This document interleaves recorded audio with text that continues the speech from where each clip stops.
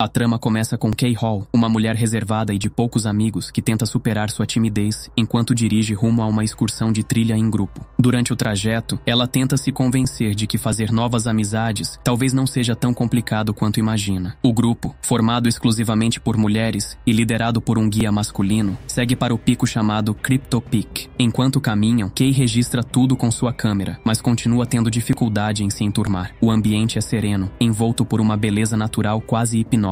Em uma das pausas, o guia decide compartilhar uma história curiosa sobre Barb Valentine, uma pesquisadora de criptozoologia que sumiu misteriosamente naquela mesma floresta. Ele explica que criptozoologistas são estudiosos que investigam criaturas lendárias, como o Pé Grande, o monstro do Lago Ness ou o Yeti. Embora soe fantasioso, esse tipo de pesquisador realmente existe.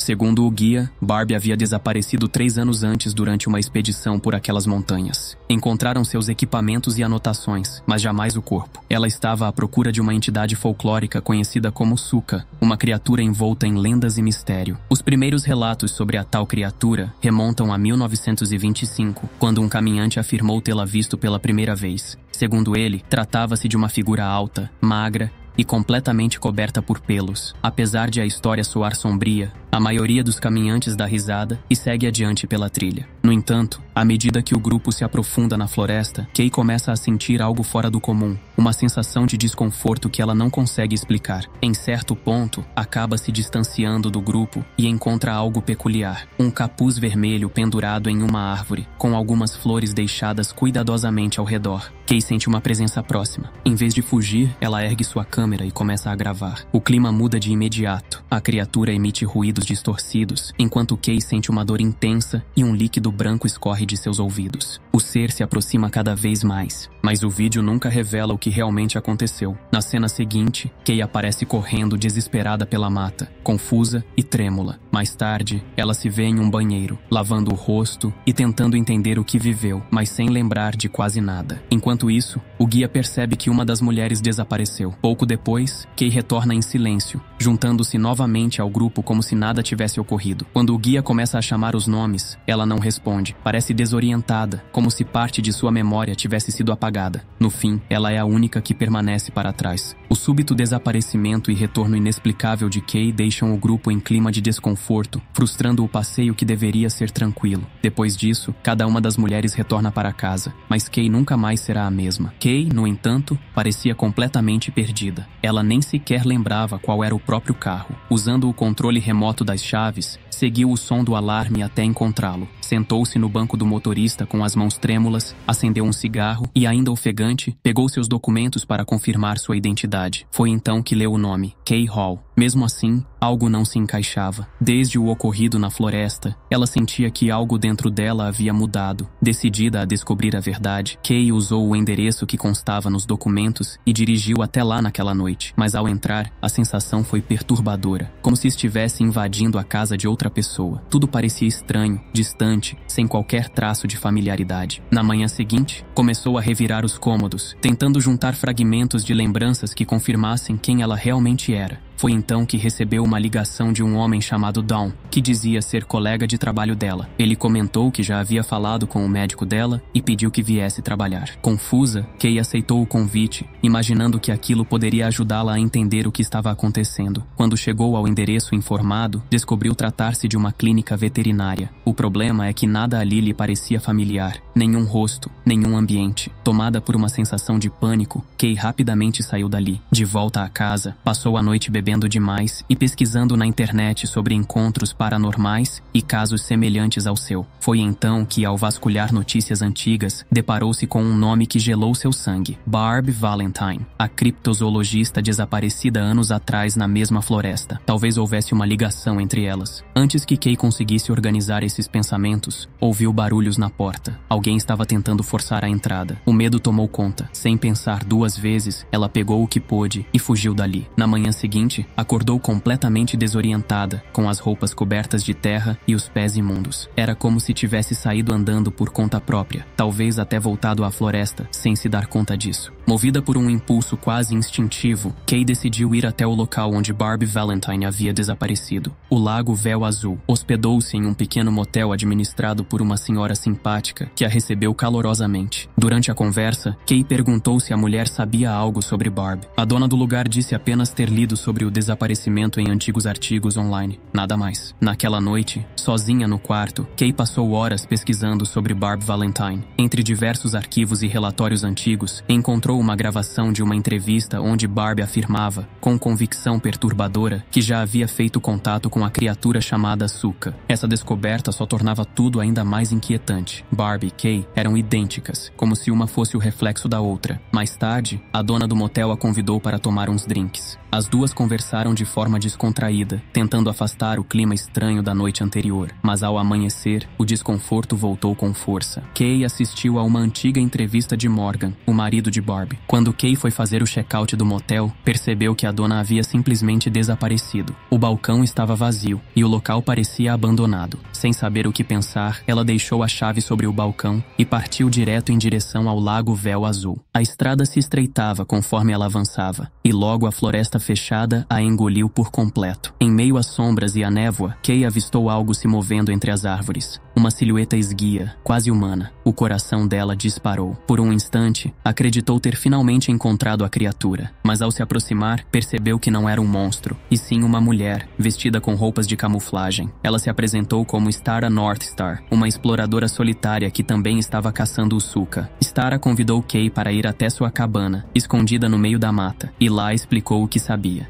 Segundo ela, o Suka exalava um odor peculiar e liberava um tipo de fluido biológico capaz de afetar a mente humana, causando confusão, alucinações e até perda de memória. Kay imediatamente reconheceu os sintomas. Já havia sentido tudo aquilo na pele. A conversa ficou mais intensa quando Stara compartilhou algo pessoal. Há 10 anos, sua filha mais nova havia se perdido naquela mesma floresta e nunca mais fora vista. Desde então, Stara acreditava que o Suka a tinha levado. Movida por dor e obsessão, ela dedicou sua vida inteira à caçada pela criatura, determinada a encontrá-la, nem que precisasse encarar o mesmo destino da filha. Ouvir o relato de Stara abalou profundamente Kay. A dor e a obsessão daquela mulher ecoavam dentro dela como um espelho de seus próprios medos. Tentando buscar respostas, Kay mostrou a Stara as gravações feitas na floresta. Na tela, a silhueta sombria da criatura podia ser vista com nitidez assustadora. Stara confirmou sem hesitar. Aquele era o Suka, o mesmo ser que ela vinha perseguindo há anos. Aproveitando o momento, Kay perguntou se o Suka poderia fazer algo às pessoas sem necessariamente levá-las, algo que as fizesse esquecer quem são. Stara respondeu com pesar que sim.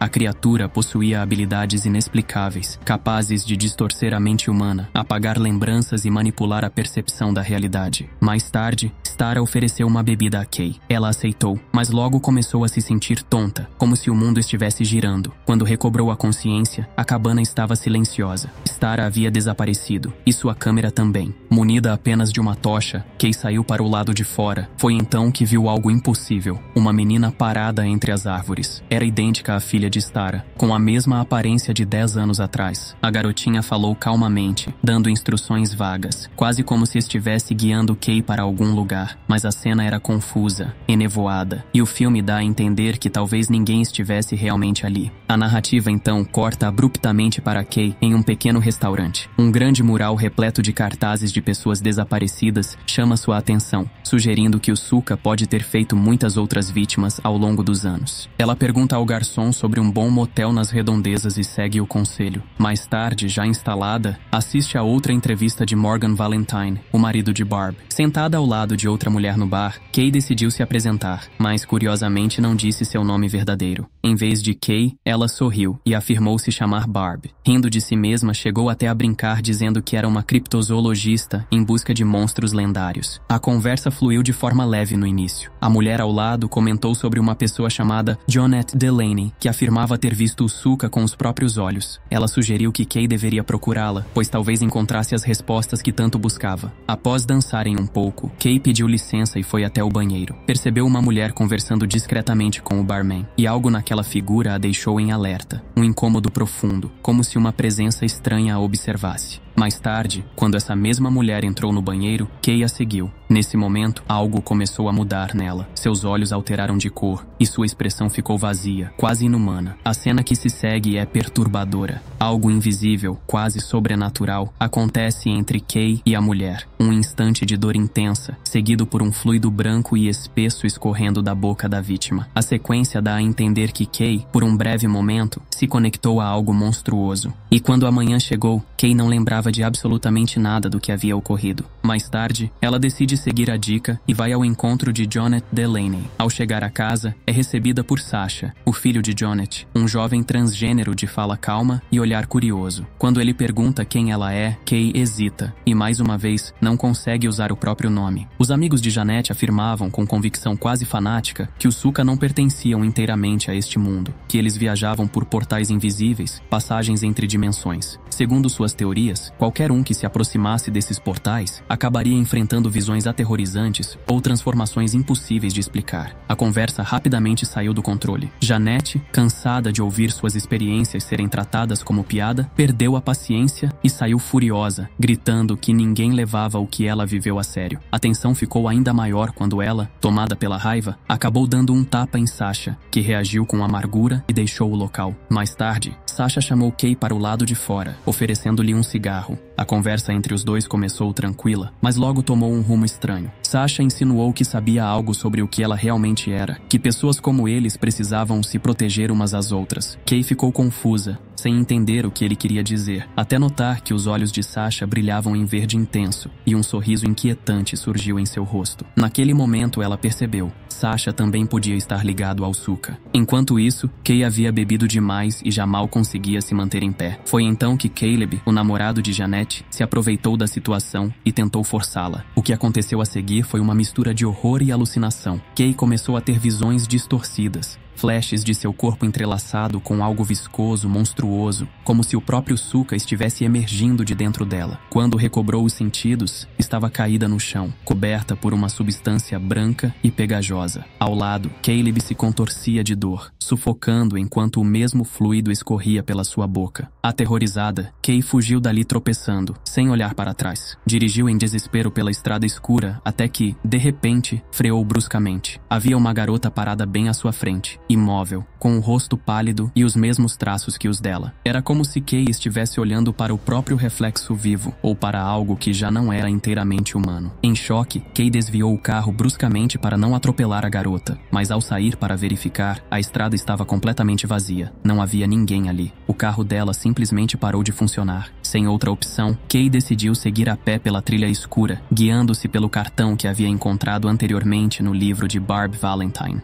O endereço a levou até uma casa isolada, envelhecida pelo tempo, o antigo lar de Barb. Ao bater à porta, um homem a recebeu. Era Morgan Valentine. Assim que a viu, seus olhos se encheram de lágrimas. Ele acreditava, sem sombra de dúvida, que Barb havia finalmente voltado para casa. Tomado pela emoção, a abraçou forte, repetindo que não importava onde ela estivera, apenas que estava de volta. Morgan a levou para dentro, preparou um banho quente e a vestiu com roupas limpas de Barb. O ambiente era estranho, pesado, e as alucinações de Kay começaram novamente. Por um instante, ela teve a impressão de ver o mesmo líquido branco escorrendo dos ouvidos de Morgan, mas ao piscar, tudo havia sumido. O comportamento de Morgan também deixava escapar fissuras. Entre sorrisos e frases ternas, havia algo obsessivo, como se ele quisesse reconstruir uma versão idealizada de Barb. Quando Kay comentou lembrar-se da lua de mel deles, Morgan ficou visivelmente abalado. Afinal, aquelas memórias pertenciam a Barb, não a ela. O clima ficou ainda mais tenso quando Kay o confrontou, dizendo que lembrava por que Barb havia ido embora. Ela não suportava a forma como ele a tratava. Kay percebeu que algo muito mais sombrio ligava o casal. E talvez o próprio Suka estivesse no centro de tudo. Kay percebeu que a obsessão por encontrar a criatura imaginária não era apenas dela, e que foi justamente isso que sempre causou desentendimentos entre ela e Morgan. Naquela noite, Morgan tentou se aproximar novamente, mas as visões perturbadoras retornaram para Kay. Temendo que ele pudesse sofrer o mesmo destino de Caleb, ela o afastou com força. Enfurecido, Morgan começou a gritar,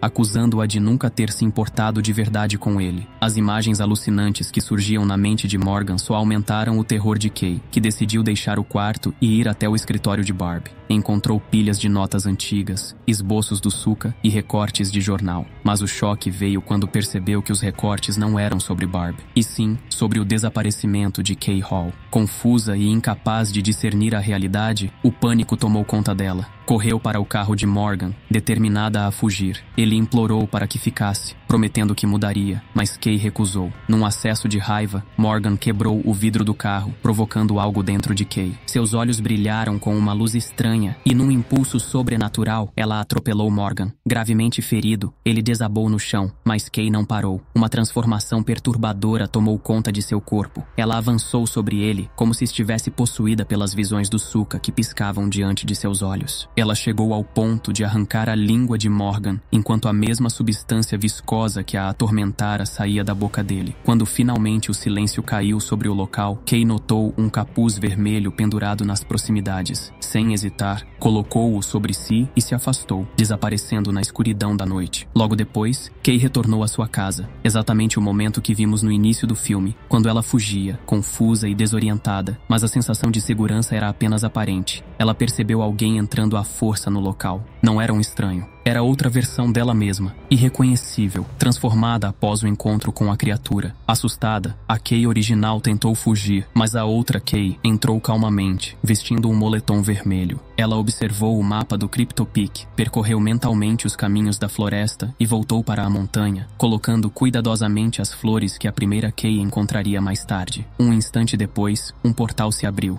e a Kay original ficou parada diante dele, em um estado quase hipnótico, incapaz de reagir. O filme termina nesse ponto, sugerindo que a história está presa em um loop infinito, repetindo-se sem fim.